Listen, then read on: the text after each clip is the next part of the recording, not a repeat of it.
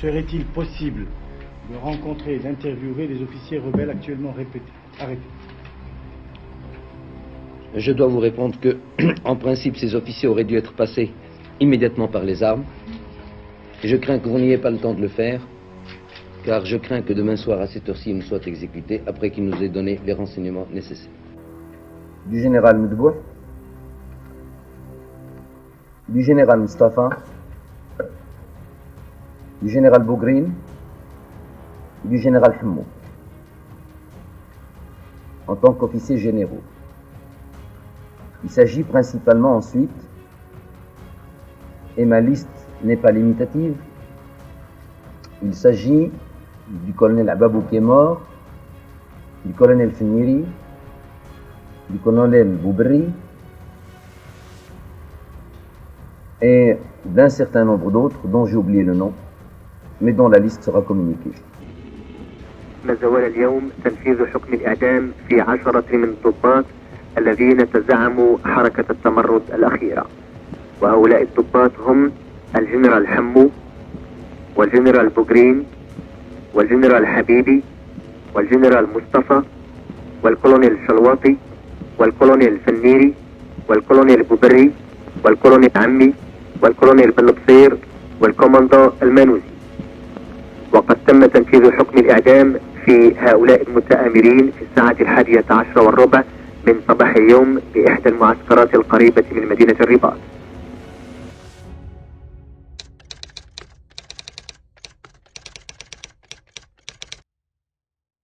في صباح ثقيل من يوم 13 من يوليوز سنة 1971 وعند حدود الساعة 9:30 انكسر صمت المكاتب العليا على رنين غير اعتيادي للهواتف، رنين حمل في نبرته شيئا من الاستعجال والرهبة، وكأن حدثا كبيرا بدأ يتشكل في الخفاء.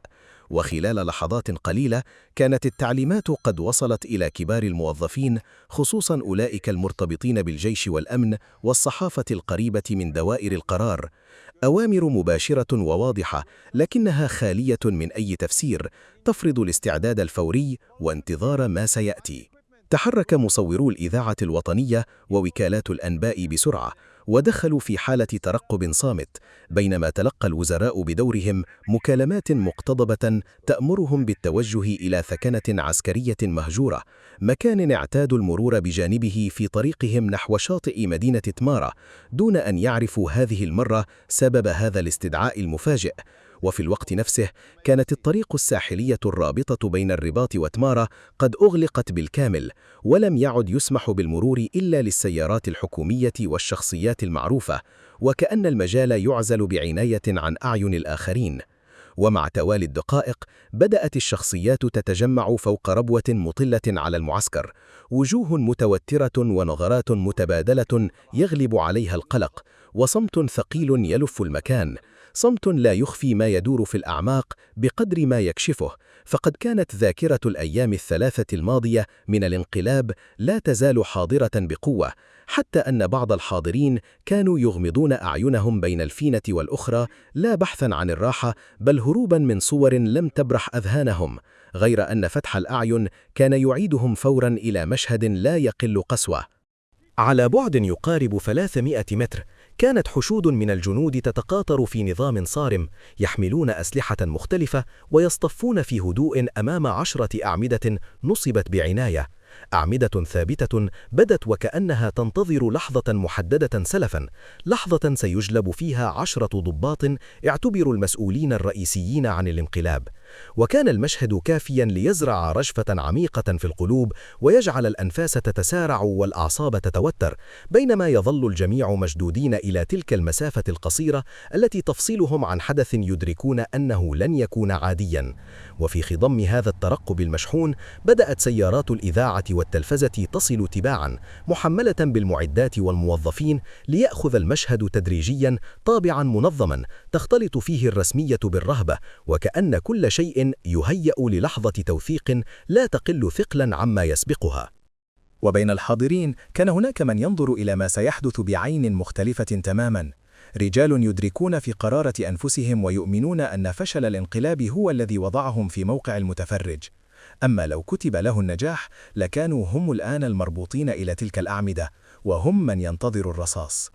وفجأة ظهرت الشاحنات العسكرية، 3 شاحنات تتقدم ببطء ثقيل، تخترق الصمت وتشد الأنظار نحوها، إلى أن توقفت أمام المكان الذي يقف فيه المدعوون لهذه اللحظة الفريدة، لحظة لا تشبه أي حدث آخر. ونزل منها الضباط 10 بلباسهم العسكري وشاراتهم التي لم تنزع، لكنهم لم يكونوا كما عرفهم الناس من قبل. كانت آثار الاستنطاق واضحة على وجوههم، مرسومة على ملامحهم، ومع ذلك بدت وكأنها بلا معنى أمام ما ينتظرهم، كأن الألم الذي مروا به قد تلاشى من ذاكرتهم وانمحى من وجوههم تحت وطأة مصير القريب.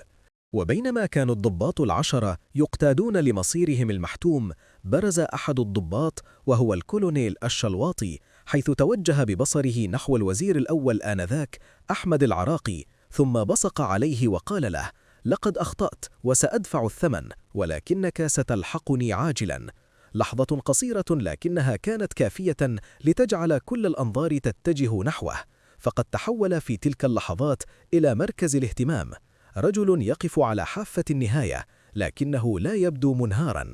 كان شامخ القامة مكتمل البنية، نظراته تجوب الوجوه واحدا تلو الآخر. وفي ساحة الإعدام حيث تلتقي النهايات بماضيها لم يكن الشلواطي وحده من جذب الأنظار، فقد برز إلى جانبه اسم آخر، الجنرال حمو، رجل لم يكن حضوره عاديا بأي شكل، لا من حيث هيئته ولا من حيث رمزيته.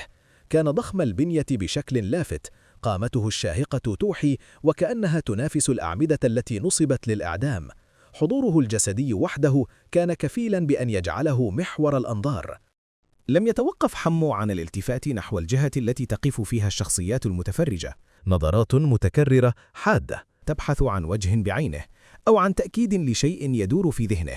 وكان يرجح أن الحسن الثاني نفسه لم يكن بعيدا عن ذلك الموقع، يراقب ما يجري من مسافة قريبة. وفي تلك الأثناء كان الضباط يربطون إلى الأعمدة بشكل مختلط دون اعتبار لرتبهم أو مواقعهم السابقة، قبل أن تصدر أوامر جديدة تغير ترتيب أحدهم، إذ تقرر أن يربط الجنرال حمو بشكل منفصل في إشارة لمكانته الخاصة. فهو لم يكن مجرد ضابط آخر، بل كان قريبا من العائلة الملكية، وما جعل لحظة إعدامه تتجاوز البعد العسكري إلى صدى اجتماعي أوسع.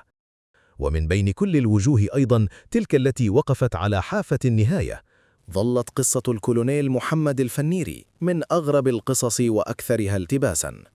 رجل كان أصغرهم سنا وأبعدهم عن أجواء العنف والتخطيط، حتى إن صباح 10 من يوليوز مر عليه كأي يوم عادي، دون أن يكون على علم بما يحاك في الخفاء.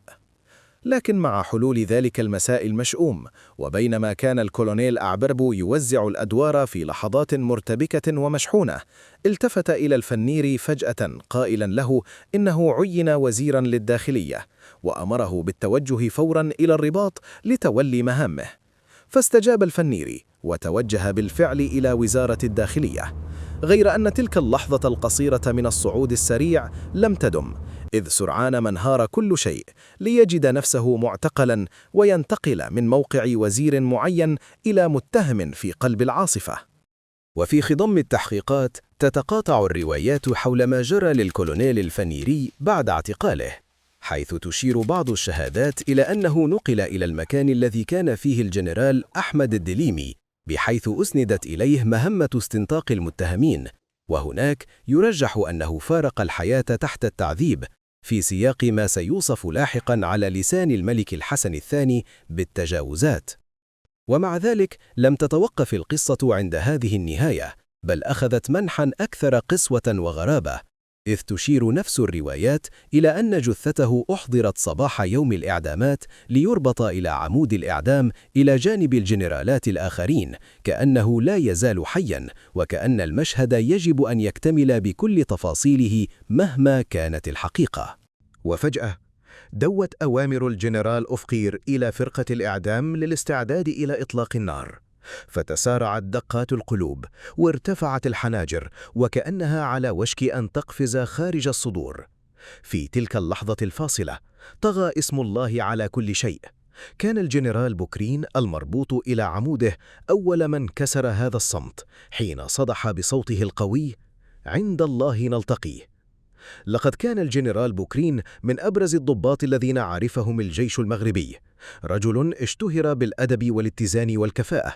حتى أن من عرفوه عن قرب لم يكن ليخطر ببالهم يوما أن يروا نهايته على هذا النحو، متهما بالخيانة العظمى ومصطفا أمام فوهات البنادق. لكن الاتصالات التي ربطته بأعبابه بحكم قربه من مدرسة أهرمومو كانت كافية لتضعه في قلب دائرة الاتهام وتدفع به إلى هذا المصير. وفي ثنايا هذا المشهد، حيث اختلط الدعاء بالصمت والخوف بالذهول، كان صوت آخر يتصاعد من جهة مختلفة، صوت الجنرال حبيبي الذي لم يكن يصرح ولاء ولا تحديا، بل كان يكرر جملة واحدة بإلحاح مؤلم: إني بريء، إني بريء. ذاكرة من عرفوا حبيبي كانت تستحضر صورا مختلفة عنه: رجل عاش في ضواحي الرباط، جارا للصحفي ومدير وكالة المغرب العربي للأنباء الذي كان من بين الحاضرين، ورآه في تلك اللحظة فناداه حبيبي بصوت يحمل ما تبقى من أمل: أقسمت لك أني بريء. قسم قيل أمام الموت، لكنه لم يكن كافيا لتغيير شيء. وعلى أقصى اليسار ارتفع صوت مختلف تماما، صوت الكوماندار المانوزي، قصير القامة، صغير الحجم، لكنه كان يصرخ بأعلى ما لديه من قوة: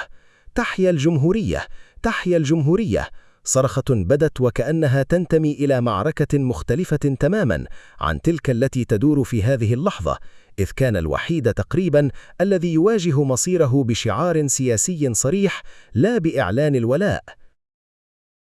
وفي زاوية أخرى من هذه القصة كان اسم آخر يتداول بين الحاضرين، اسم الجنرال مصطفى أمحراش، الذي لم يكن ضمن الواقفين أمام الأعمدة في تلك اللحظة،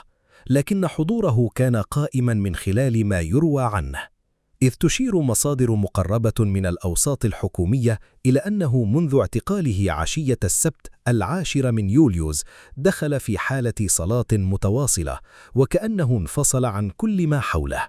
متجها بالكامل نحو لحظة لا يعرف أحد كيف ستنتهي. ورغم أن اسمه لم يرد رسميا ضمن لائحة الضباط الذين أعدموا في تلك الساحة، إلا أن الصحف المغربية نشرت اسمه ضمن المعدومين، ما فتح بابا واسعا للتأويل، خاصة مع الروايات التي ترجح أنه لم يصل أصلا إلى لحظة الإعدام، وأنه قد يكون فارق الحياة قبل ذلك تحت وطأة التعذيب أثناء استنطاقه، حيث كان يسأل بإلحاح عن الأسباب التي دفعته إلى تسليم 150 طنا من الذخيرة الحية لكل من الجنرال المذبوح والكولونيل أعبابو. وبين تلك الأسماء أيضا التي سقطت تباعا برزت قصص أخرى لا تقل غرابة ولا مأساوية. قصة الكولونيل بوبري والكولونيل إبراهيم عمي، رجلان لم يكونا في نظر كثيرين سوى ضابطين عاديين داخل الجيش، لا يعرف عنهما انخراط مباشر في دوائر القرار الخطير، بل إن ما جمع بينهما لم يكن سوى رابطة عائلية بسيطة، إذ كانا زوجين لأختين، علاقة مصاهرة جعلت مصيرهما يبدو وكأنه تشابك قدر أكثر منه نتيجة مسار منفصل لكل واحد منهما. إبراهيم عمي كان يشغل موقعا إداريا كخليفة للجنرال بوكرين في إقليم فاس، أما الكولونيل بوبري فكان أقرب إلى شخصية مدنية في سلوكه اليومي، صورة بعيدة كل البعد عن أجواء الانقلابات والمؤامرات، لكنها لم تشفع له حين وضع اسمه ضمن قائمة المتورطين في الانقلاب. وفي سياق لا يقل قسوة يأتي اسم الكولونيل بالبصير، الذي لم يكن إعدامه مرتبطا بدور ميداني واضح، بل تشير الروايات إلى أن السبب كان مجرد مكالمة هاتفية جمعته بالجنرال بوكرين، ذلك الاتصال الذي تحول في مناخ مشحون بالشكوك والاتهامات إلى دليل كاف لوضعه ضمن دائرة المتهمين، وكأن مجرد القرب أو حتى التواصل أصبح كافيا لجر صاحبه إلى نفس المصير في لحظة كانت الحدود بين الذنب والاشتباه تكاد تختفي تماما. وفي لحظة خاطفة انطلق الرصاص دفعة واحدة،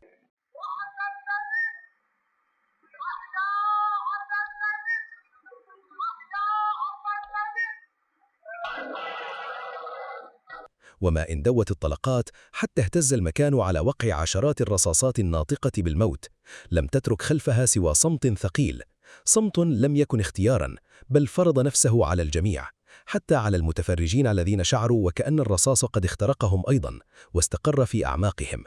كان المشهد بكل تفاصيله يفوق القدرة على الوصف، قسوة تتجاوز الكلمات، وصورة ستبقى عالقة في الذاكرة مهما حاولت اللغة احتوائها.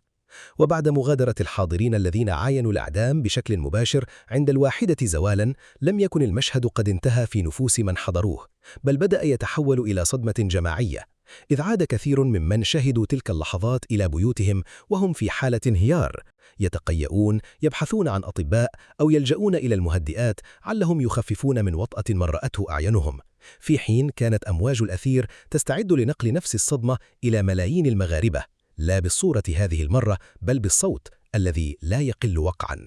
بثت الإذاعة تسجيلاً صوتياً للحظة الإعدام، تسجيل كان كافياً ليجعل كثيرين يعجزون عن تناول طعامهم، صورة كاملة للمشهد بكل قسوته، صورة تجاوز تأثيرها ما سمعه الناس ظهراً وما عايشه بعض كبار المسؤولين قبل ذلك بساعات، حتى أصبح ذلك اليوم من يوليوز 1971 لحظة مشتركة في ذاكرة بلد بأكمله.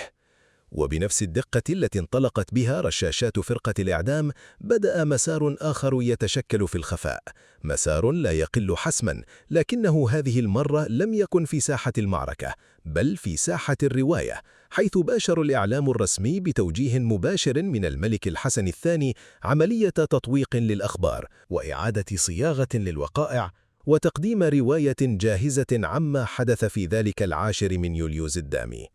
سوق للرأي العام أن المجموعة التي قدمت في وسائل الإعلام هي المسؤولة الكاملة عن مذبحة صخيرات، وأن الحكم قد صدر ونفذ في حقها رمياً بالرصاص، وكأن الملف أغلق في لحظة، غير أن هذا الطرح لم يقنع الجميع، بل ترك وراءه تساؤلات كثيرة، خصوصاً مع السرعة التي تم بها تنفيذ الإعدام دون محاكمة علنية تسبق القرار، ودون تفاصيل كافية تقنع المتتبعين بحقيقة ما جرى. وفي خلفية هذا التسارع اللافت في تنفيذ الأحكام، كانت بعض الروايات تلمح إلى دور خفي لعبه الجنرال محمد أوفقير، الرجل القوي داخل دوائر السلطة آنذاك، إذ يعتقد أنه كان من أبرز الدافعين نحو التعجيل بإعدام الضباط، في خطوة هدفت بحسب هذه الروايات إلى طي الملف بسرعة قبل أن تتسع دائرة التحقيق وتنكشف خيوط أكثر تعقيداً قد تشير إلى تورط أطراف أخرى. وتذهب بعض التأويلات إلى أبعد من ذلك، معتبرة أن هذا الاستعجال لم يكن مجرد قرار أمني، بل كان محاولة لإخفاء أدوار محتملة وإغلاق باب الأسئلة قبل أن تطرح، خاصة في ظل ما كان يتداول عن معرفة الجنرال أوفقير المسبقة ببعض تفاصيل التحرك، أو على الأقل بقرب وقوعه، وهو ما جعل اسمه يظل حاضراً في خلفية النقاشات كظل ثقيل لم يحسم أمره بشكل نهائي. لم تكن أحداث صخيرات مجرد محاولة انقلاب فاشلة، ولا مجرد لحظة عابرة في تاريخ المغرب، بل كانت زلزالاً عميقاً هز الدولة والمجتمع معاً، وترك وراءه أسئلة أكبر من الإجابات، وذاكرة مثقلة بصور لا تمحى. وبين الرصاص الذي دوى في ساحة الإعدام والصمت الذي فرضته الرواية الرسمية، ولدت قصة لم تنتهي، قصة ظلت تروى على لسان الشهود وتعاد قراءتها جيلاً بعد جيل، لأن الحقيقة مهما طال عليها الزمن لا تموت، بل تنتظر فقط اللحظة التي تروى فيها كاملة.